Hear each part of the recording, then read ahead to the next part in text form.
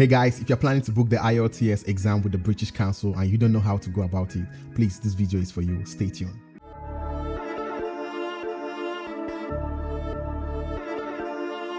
Welcome back to my channel. My name is Peter. I'm an IELTS tutor and a travel consultant, and I'm here to run you through the process of booking an IELTS exam with the British Council. Now, when I started tutoring the IELTS, I didn't have a lot of students. So one of the devices or means through which I was making money was helping people register for the exam. I could charge 100 or 200 cedis, depending on your bargaining power. And also, a lot of people find the British Council website very annoying and complex, and I don't have a problem navigating this website. So I decided to use this as a service. But right now, there are bigger fishes to fry, so I decided to put out this information for free. So in case you're planning to sit for the British Council exam and you want to do your booking and you don't know how to go about it, this video is for you. I'm going to take you through the process. First thing first, you need a strong and reliable internet connection because everything is going to be done online. And also you can do this on your computer, on your laptop, or a smartphone. The phone can be an iOS or an Android device. I'm going to do mine on my iPhone 13 Pro Max, but you can equally do this on any Android device that can give you access to the internet or that can actually give you access to Google. So let's start. So let's go into our phone. Let's look for the app. Okay, you go to Google Chrome. I use Chrome a lot. And Zendy.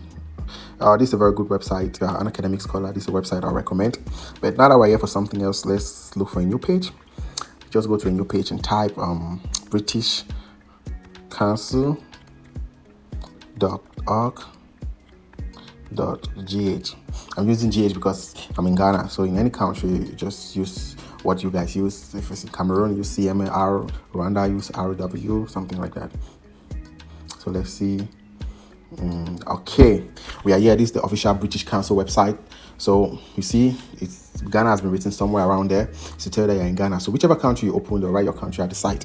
Now, there are various IELTS exams which a lot of people don't know. There's IELTS Academic, the IELTS General, the IELTS UKVI, and so on and so forth. But right now, let's just say we want to do IELTS Academic. So we'll come to IELTS Academic, and we'll take Book Now. It's going to take a while to load if the connection is slow, but if it's fast, you have yours now. You see, they are asking for cookies. Accept. This website means no harm. I normally don't accept cookies, but I mean, they only give you updates on schooling, jobs in UK, blah, blah, blah. So now you have to pick your city. They know you're in Ghana, but which city are you in? Accra. So I pick Accra. There's a box here that says, I have accessibility needs for the test. Do not click this unless you have a spatial problem. Okay, yeah. So you come to IELTS paper because most people in Ghana study through the paper and pen or paper and pencil method. So you will definitely be used to this. There's computer version mostly for people who have been through the advanced system of learning, which they did everything on their computer, or people who are actually good with the keyboard. So if you're not good with the keyboard, stick to the paper and pen. You go and you scroll down and you see the dates. So they'll ask, there are two options there. Let me choose the date. Show me all the dates. If you have a specific month, you can ask for show me all the dates so that you go to that month. But if you don't have and you want the nearest month or the closest month to the date you're checking, this is what you should do. Just click to let me choose the date. So we are in May 2023. Next to it is June. So in May, let's say we want to write on the 11th of May. So we click on the 11th of May and we come down. We choose search for test date. We click search for test. For that test on the 11th, always verify if it's on paper so that it will not be too late for you to go back. Though your date is on the 11th, mind you that your speaking is on the 9th. A lot of people make these mistakes because why they book for the 11th and they're hoping to go and write on the 11th, especially those who are staying out of the booking center.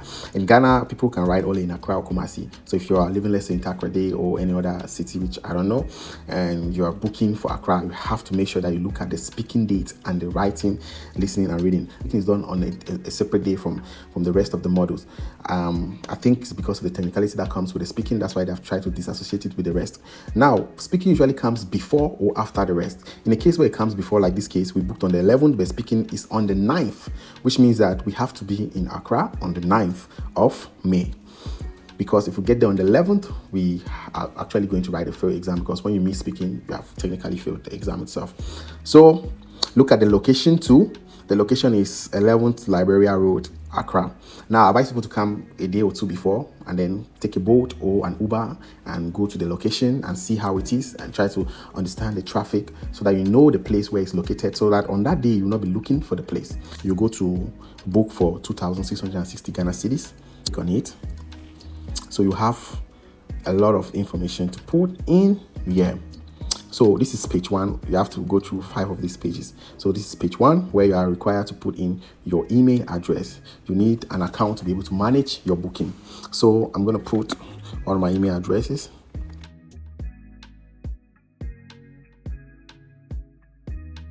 gmail.com.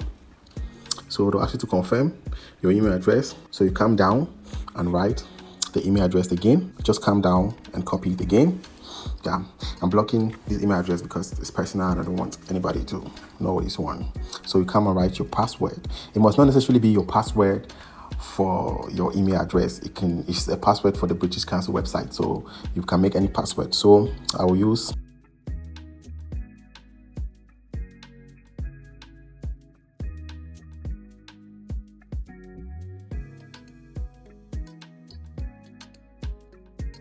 After the password, you will scroll down.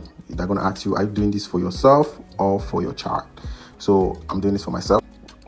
They're going to ask you to write your name. So I'll put my first name, Peter. And then my second name, I'll put the name they've given me in Ghana here. My friends in Ghana call me Mensa. So Peter Mensa. So after that, they'll ask for your date of birth. My day of birth is 21st of April. The year is going to be incognito. Yep. So after that, they want to know if you're male or female. So I'm a male. So they'll ask for your phone number. I'll put my business number here. 0266 204 206. Okay. Now your country is already in Ghana. Postal code. When I get here, I usually put 00233. But when you get here, put your postal code, because if they need to send you something, like some people request for the hard copy of the IELTS test result, so that's what they're going to send. Yeah.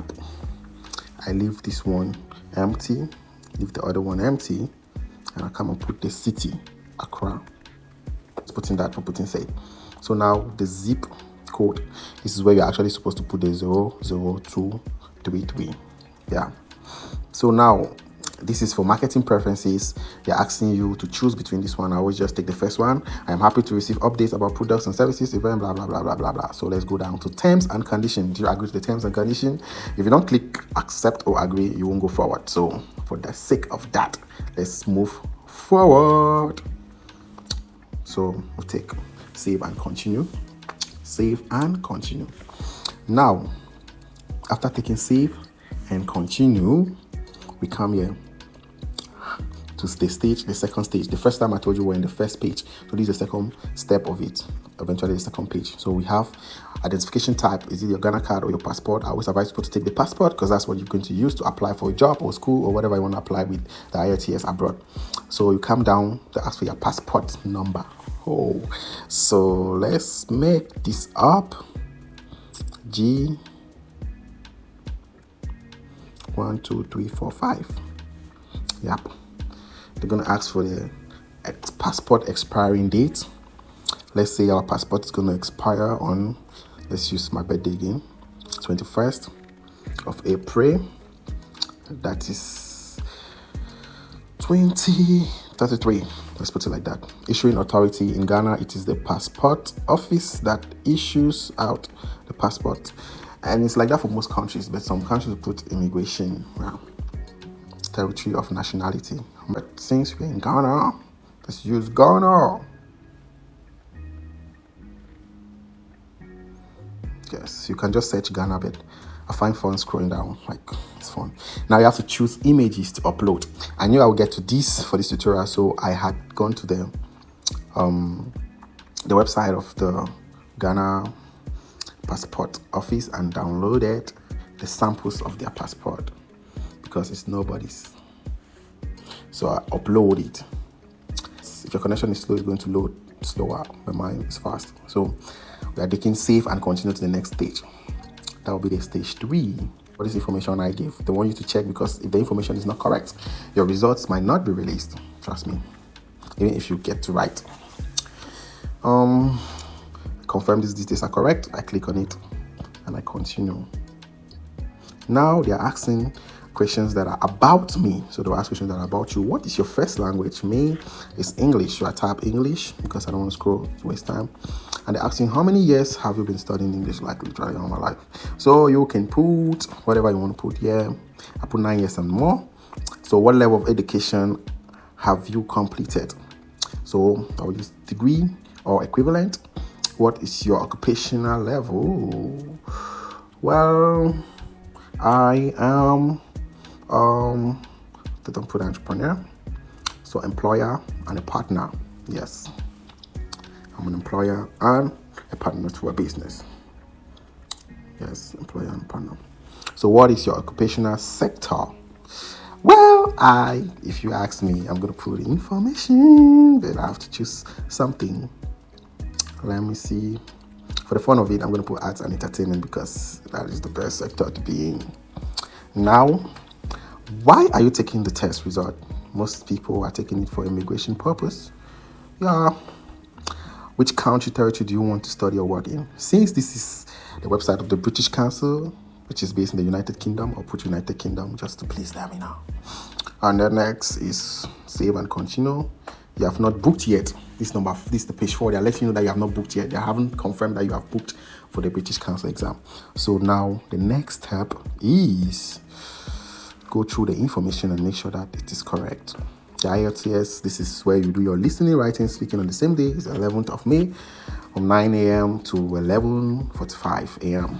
And your speaking will be done on 9th of May on 16:40, which is 4 p.m. to 5 p.m. And it will be a virtual call. So you check all the information, the name, Peter Mensah, birthday, sex, made, all those things. They are correct. Now, this is the payment fee, 2,660 Ghana cedis. And you haven't paid. You have to still agree. I agree for the terms and conditions again. Calm down. Now there are two options. This is the book and pay now and the book and pay later. People have registered for this exam and some of them have actually changed their mind on the writing days, either because of some unforeseen circumstances. I know people registered for the exam and then the next day they fell sick, or they were booked for operations, or they put to birth for those who were studying while they were pregnant. So for the sake of unforeseen circumstances like this, always choose book now and pay later, so that in case anything comes up that you didn't plan, you are able to save yourself. Now we choose book now and pay later. You'll be given 2 business days or 2 working days to do your payment for your registration to be confirmed. If at the end of the day you don't do the payment, you'll be automatically cancelled. So there's no harm here. Now, if you choose book now and pay now and you pay, and you later on want to change your mind, you first of all have to struggle and be patient to wait for your refund. They'll give you a refund at their time and their own convenience, and they will not give you back all your money. So you lose a very reasonable fraction of the money, which is going to pain you. So just choose book now and pay later. So we are doing book now and pay later. So now they are saying it here. You can see down here, you now have 2 working days to pay your test. Place will be cancelled if you do not pay within this time. So be careful. I always tell people to take screenshots of this information, because this is how you do your payment. You can open it and do a screenshot. Now let me explain this part of it. Now you walk to a bank. Okay. When you get to the bank has to be Standard Chartered Bank if you are in Ghana. In other countries, I don't know. So you pick the British Council virtual account deposit slip. They have their special deposit slip, which you're going to pick. This is it here. When you pick the British Council deposit slip, you write the name of the registered candidate, that's your name, and you select the virtual account number that starts with 99.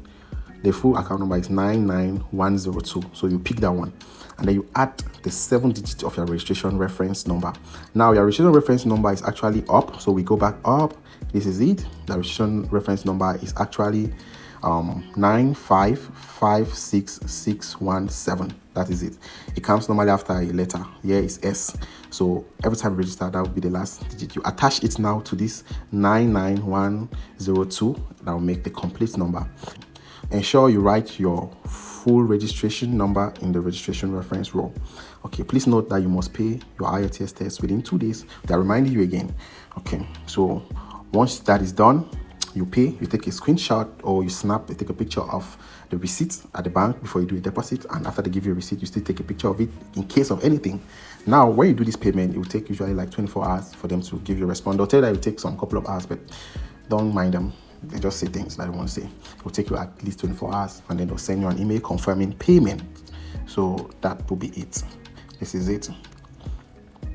So normally, some people don't take the IELTS class. You'll be given a study material, which they believe you're going to use it to learn and pass the exam. I laugh because I know what is in there. So that'll be it. Now, that is how you book your IELTS exam with the British Council without stress. So you can go to any bank and do your payment if you have followed this procedure and you followed all the necessary guidelines that I gave out. Please like and share to someone who may need it. Well, I think my job is done here. I hope the tutorial was of great help to you. On m'appelle c'est Peter. Je suis un consultant du voyage et un professeur de langue. Si la vidéo était du sens pour vous, pardon, il faut partager. Merci. Au revoir. Au revoir. Bye bye.